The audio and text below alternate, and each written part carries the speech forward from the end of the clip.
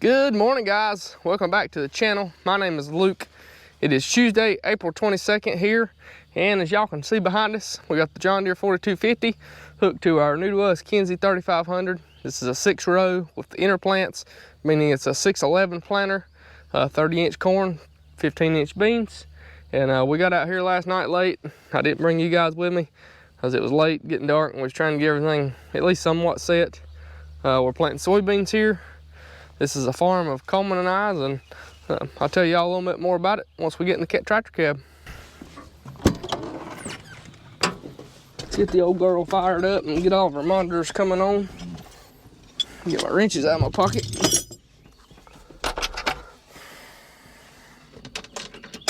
Here she goes. Contact.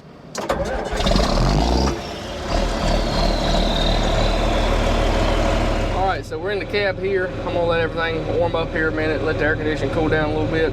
It's not hot here in North Carolina, but it's a little stuffy. But anyway, this planter has a Precision Planting 2020. This is a Gen 1 monitor. Just a little bit of an upgrade from like the factory Kinze monitor. Let it come up here. And then for our guidance, we have a John Deere. I'm not exactly sure what model display this is. It's the newer display. We've got an AutoTrack 300 unit here for our steering, and then we have a 7000 globe above us on the roof. This thing uses Starfire 2 or 1, whichever Starfire receiver it uses. It's our guidance, and I think that is accurate up to like 4 inches, I think, which is plenty for what we do. Beats using the markers and trying to see them out here in some of this no-till conditions. I know last night we were having a pretty difficult time seeing it, but we did pretty much get the auto steer dialed in. It's pretty much right. We're going to check all that stuff again today in the daylight and check to be sure our seat depth is still correct. Again, just letting everything load up here, and we'll get going here shortly. So I got my auto steer set, trying to make sure everything's going pretty good. Most of the road cleaners are doing really good. This one over here was a little bent, the one on the far end, and I tried to straighten it out, but it likes to dig pretty good. It'll throw some clods every now and again. I don't really think it's hurting anything. Probably wouldn't even have to run these road cleaners on soybeans, but I do like how it's pushing some of the junk out of the way, and we're getting a pretty clean path there for our seed. Hopefully help with our slug damage and whatnot. Better watch this tree right here.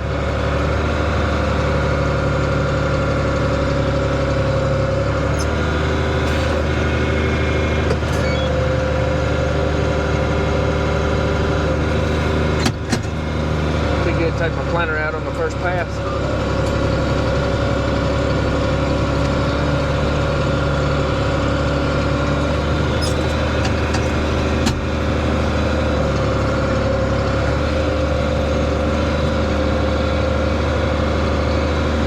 They let me take this tree out. The landowner likes this little tree for whatever reason, and you can't complain.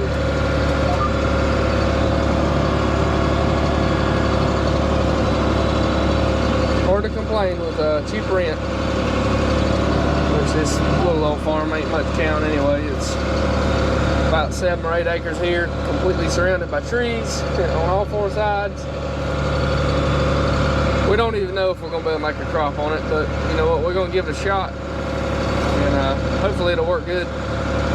Had we not already had so much acreage in corn this year, we would probably opted to plant corn on this. But at the point we're at right now, if the acres that we're going to have in corn does any good, I'm not sure how we're going to get rid of all of it. Typically in the past, you know, I've been able to sell everything as Deere corn. But if I have 60 acres, if that does 150 plus bushel, which should be pretty easily possible here in North Carolina. We don't have a drought like last year. That's a lot of bags of corn. So I don't have a road tractor yet to haul my corn off.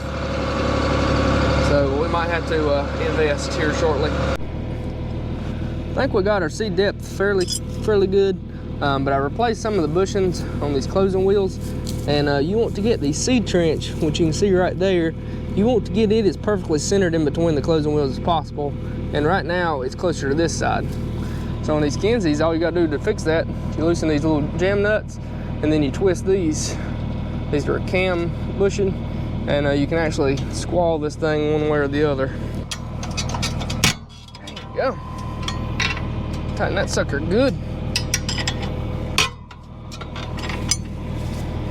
have all the kinks before you go to put the corn in the ground.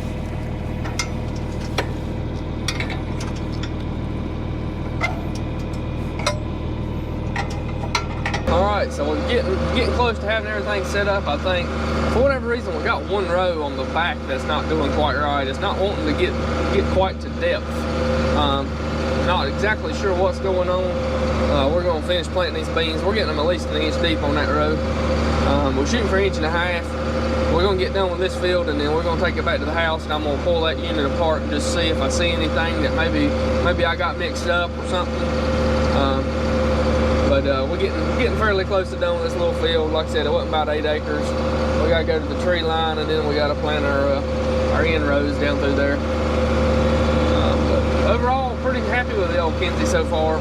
Like I said, we got a few little issues to work out here and there, but we're gonna try to get those worked out before we go to a cornfield.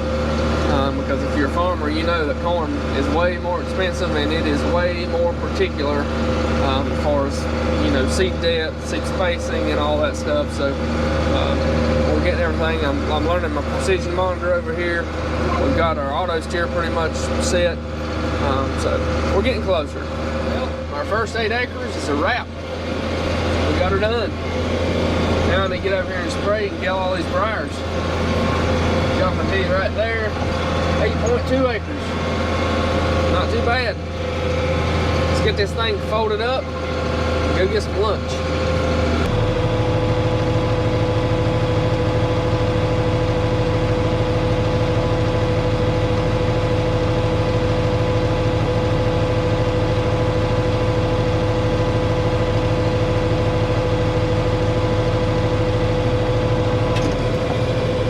Ready to go down the road now. And y'all look at this, it's like a truck pit stop. Got to the house, I got some fuel in the old girl. Just pulled in the shop. Coleman's gonna drop the drain plug on the 4250 here. We need to change the oil. We had full intentions of changing it before we went to the field in the first place, but we wanted to go last night and try the planter out. We got a little antsy, so, but it had to come back by the house anyway to go to the next field and refill with seed. So we're gonna pull the drain plug, go ahead and change the oil filter, and I got new fuel filters for it as well.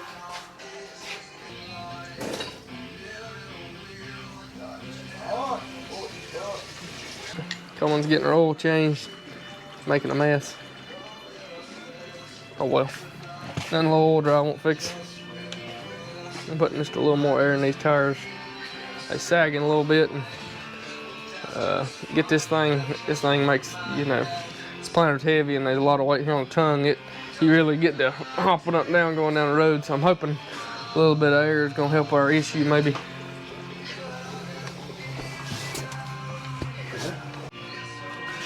We're also, while we got it here in the shop, the tongue of the planter is downhill a little bit, so we're either gonna take and pull, I think we're gonna take and raise the drawbar, flip the drawbar upside down, get this planter tongue a little more height. See what that does for us.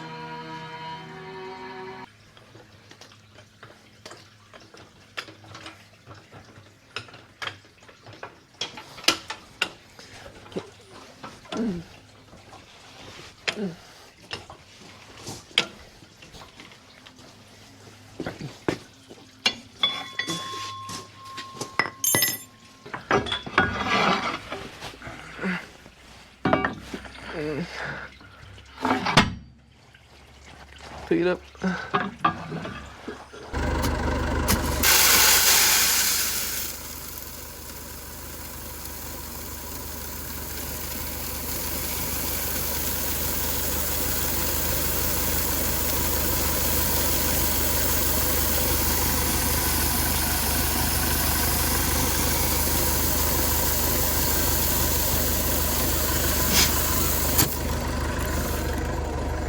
Next.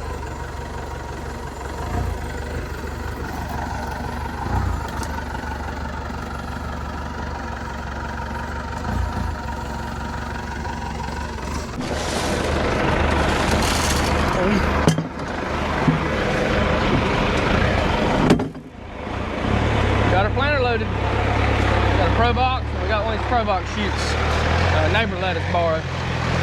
Worked pretty good. Seed tender would be a lot nicer though. We might have to be on the lookout for one.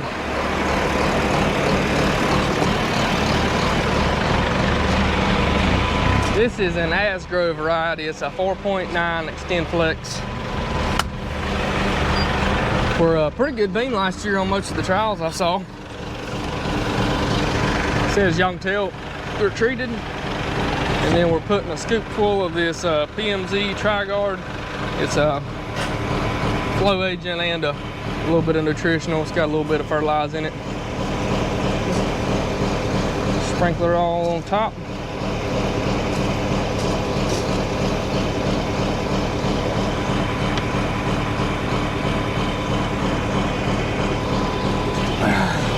Had to raise our planter up to get these last couple of units. Didn't have a whole lot of room right here in front of my shop. As we drive though, this stuff will kind of fall towards the bottom and hopefully coat every seed a little bit. That's the idea behind it anyway. I think it runs about $3 an acre or something. It ain't terrible. Swap out this bent gauge wheel.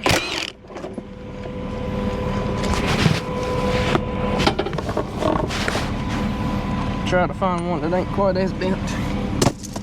Under here.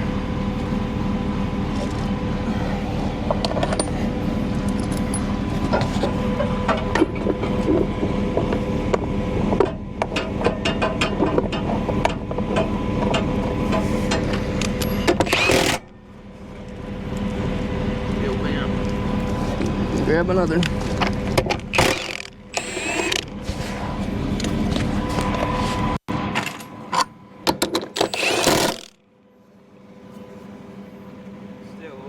That's a lot better than good enough.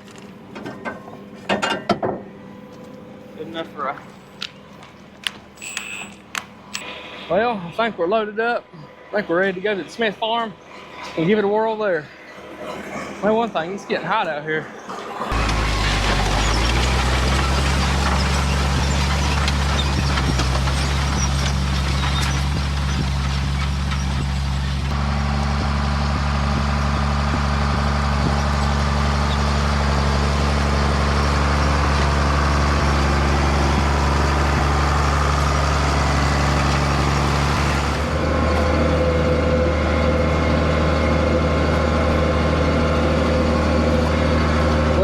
We have made it to the Smith farm. For anybody who's been around a while, y'all probably know and remember we picked up this farm here a couple years ago. It was growed up with briars and small saplings. First video I ever made here on YouTube was from this field. We had planted wheat on it that fall and mowing hay off of it. So this little field holds some special memories for me. You know, it's come a long ways. We put a lot of money into it, but I'm hoping this year maybe we can actually make a profit here. 2 years ago the beans weren't very good, mainly because they hadn't had anything on it in years. And then last year we were set to have a really good corn crop. Corn was beautiful up till about June, mid-June. Early to mid-June, our water here cut off completely until about the middle of July, and then we started getting a little bit really bad drought, and corn just died. There was a lot of this field here, especially in this area here. I mean, it completely and totally died. There was nothing left. We did have a spot through the woods back here behind me. There's another about a 6-acre field. There was some spots in it that was actually pretty good, but then again, you know, places completely died. After that, we came in here last fall. We planted a cereal rye cover crop. Y'all can see a little bit of that standing here where I somehow missed it with a sprayer. That stuff is tall, boy. I'm glad I sprayed it when I did. But anyway, we got the Kinze 3500 behind us. We're putting in some Asgrows. It's a 4.9 variety. Shooting for about 160,000. Probably a little higher than most of y'all plant. This little field's way back here in the woods, surrounded by trees. It's got a pretty healthy deer population, so I'm hoping by planting them thick that maybe the deer won't completely and totally destroy them. We'll see. That's the thoughts behind it anyway. Once we get to some better fields, I'll drop that down to about 140,000. We got a nice thick row crop here. We got a nice thick cover crop mat here, as y'all can tell. It's making us some nice little ridges between the rows of that cover crop. Hopefully once we get a little rain, it kind of packs that stuff down. Hopefully it's going to help prevent a lot of these weeds from coming up in between the rows. Y'all can see some little weeds popping up here and there. Maybe the camera picks it up. Most of that there is like a I think they call it like dog bane or something. Anyway, it's what some certain type of butterfly has to have it. I hate this stuff. It's so hard to get it killed and get it out of ground. It's really bad in ground like this that hadn't been farmed much. I guess after a while, enough herbicide use will eventually get that killed out. And then we've also, I'm not sure if it's corn stalks, volunteer corn stalks, or if it's Johnson grass down here. It doesn't really look like corn, but at the same time, usually Johnson grass doesn't come up this early in the year. Over here on this side of the field, you can really see our cover crop where I missed a section.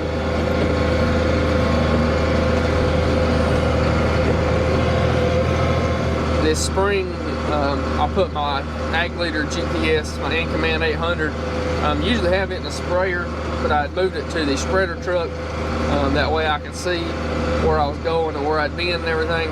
And we kind of prolonged our spreading longer, and basically all my burn down with a sprayer, I just done it with a foam marker. And in some of this cover crop like this, you know, it was 2 to 3 foot tall, maybe even a little taller. And if you've ever used a foam marker in cover like that, you know that it doesn't work all that great. You know, the foam falls down through the crop, and then it's really hard to tell where you've been. So I really need to pick up some type of really cheap GPS system just to keep in the spreader truck. You know, like something that's really old. And, you know, it doesn't have to be anything nice or fancy or anything for the spreader truck. It'd be nice to have something keeping it permanently. But like everything else, I got more wants than I got money, so we just have to live with what we got for now.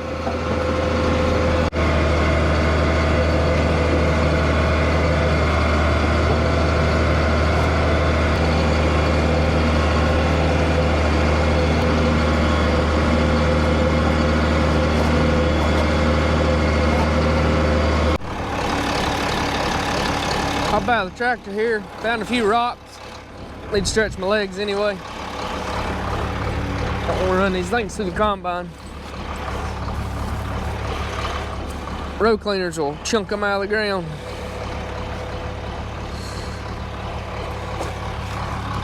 That's a combine getter right there.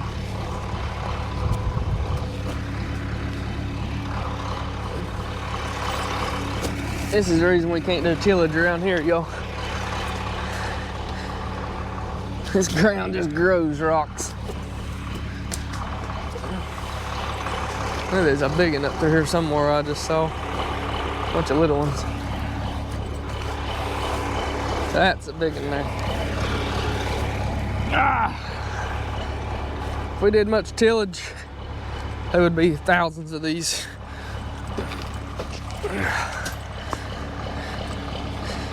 Another nice one right there. Wow. Look at that earthworm. It's always a good sign when you got plenty of worms. I spend a ton of time making these videos for you guys, you know, getting in and out of the tractor, setting up a camera, getting drone footage, what so have you. And most of the time, you know, I just consider that kind of lost time, kind of, you know, useless time basically. But just getting out then to reset a GoPro back here on the planter might have saved me a tire. Yep, found my first deer antler. It's a cute one. Just barely stuck in the front tire right here. I just so happened to see it. It was in the tire about that deep, so luckily it hadn't punctured anything. The tire ain't leaking any air or anything. But y'all saved me on this one. Appreciate y'all.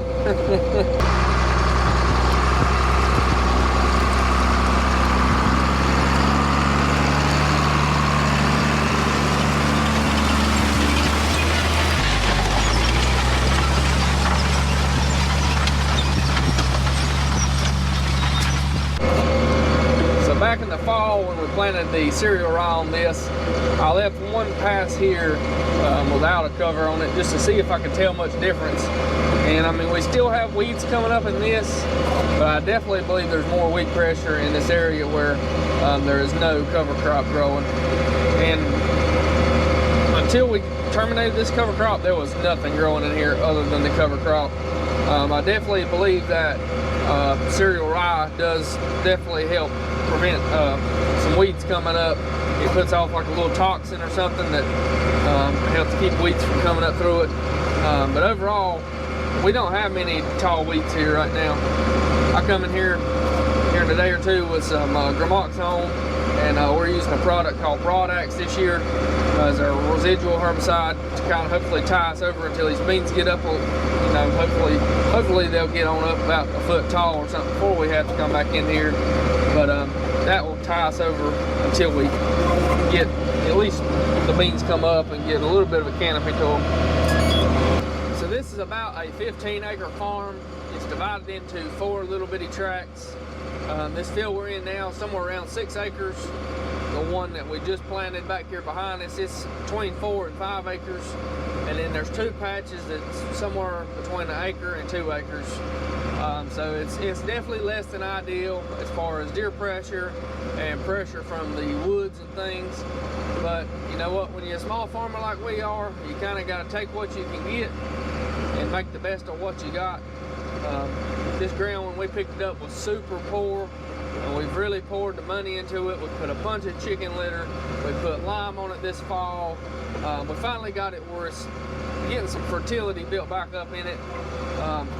I'm a lot more pleased with it now than I was last year this time. So hopefully these beans can survive the deer, and hopefully we don't have a real dry season, and maybe we can actually make a profit this year on this farm.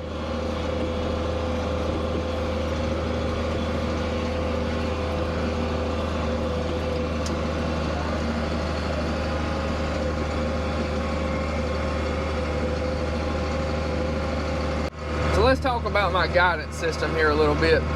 Last year we were able to kind of demo this system and wound up purchasing it. It's a John Deere monitor. Not 100% sure on which monitor this is. Somebody that runs these might can actually tell me. This is a Auto Track 300 from John Deere, and then we have a 7000 globe on the roof. We also have this Precision Planting 2020. This is our monitor for our planter back here. But this auto steer has been a game changer, y'all. I know I mentioned it a bunch of times last year, and I'm sorry if you're bored of hearing it, but it's a game changer. It really gives me the opportunity to video for you guys, as well as keep an eye on my planter, keep an eye on my monitor, and learn stuff, you know, about my monitors and stuff as I'm going.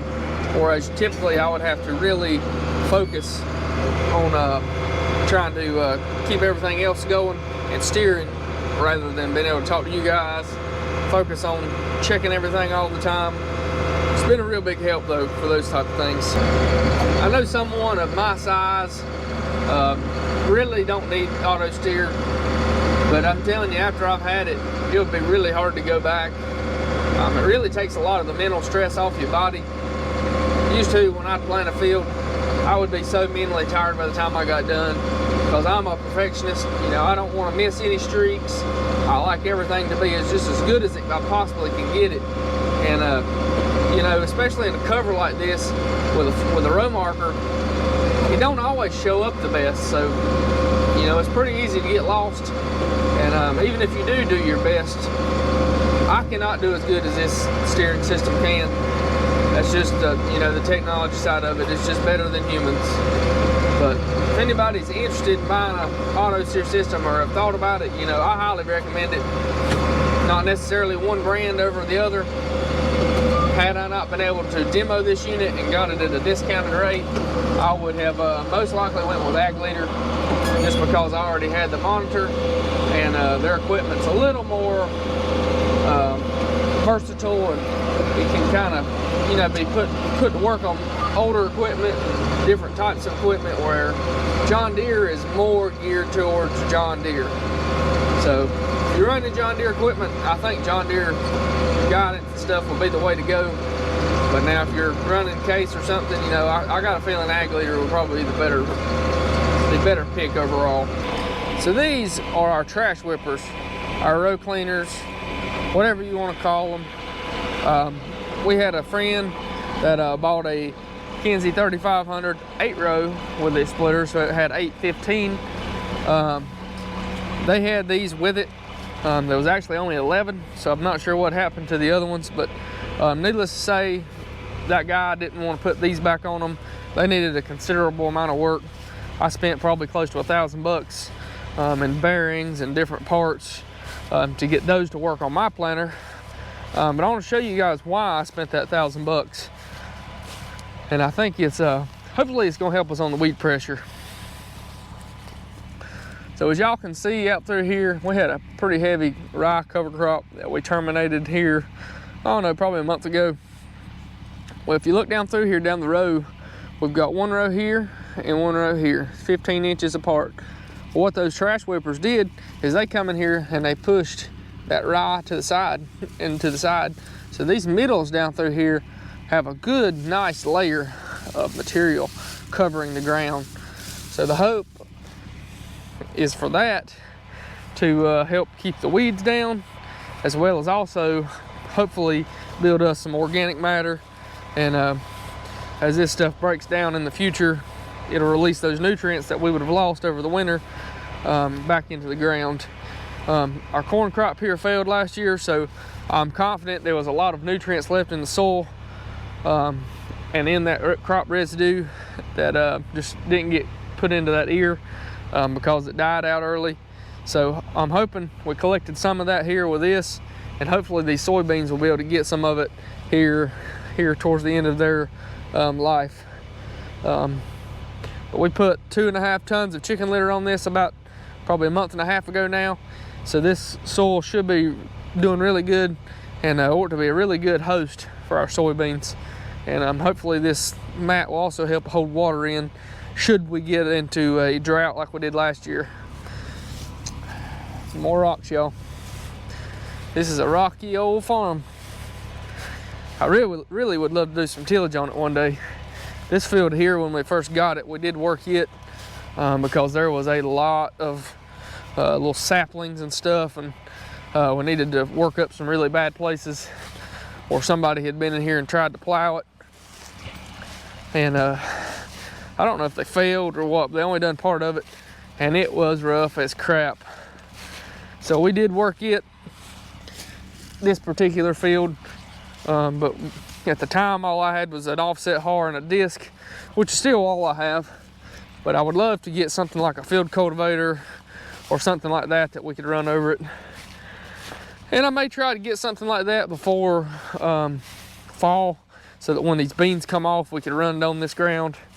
And I mean, we just have to play rock. We just had to play rock picker for a few days. I know when we worked this before, we had to pick a bunch of rocks up. But if we could get it really smoothed down good one time, I think that would really help us out as far as being able to protect our equipment, not be quite as hard on our equipment. Oh well, we're just about done with this farm. Just finished this field up here, and I've got about 3 more acres or something to do on 2 little patches. Just hopped out to get a couple of these rocks that I saw and get back going. Well guys, that's gonna do it for the day. My mic died here, so hopefully y'all are able to hear me, but we just finished up at the Smith farm, and as y'all can tell, it's getting pretty dark back in there, so I'm kind of hoping we got some rain coming. I know there has been some hail in some of these storms, so I'm praying we don't get the hail. We got way too good looking wheat for it to get held out now, but you know, that's part of farming. But we're just gonna pray for a little bit of rain and no hail and no major wind or anything. But that's gonna wrap it up for the day. I'm gonna go home and get something to eat, put this girl in the shed, and be ready to roll again. We've got about probably 35 more acres of full season beans, and then we'll be on to corn. See y'all next time. Appreciate you watching. Y'all have a good one. God bless.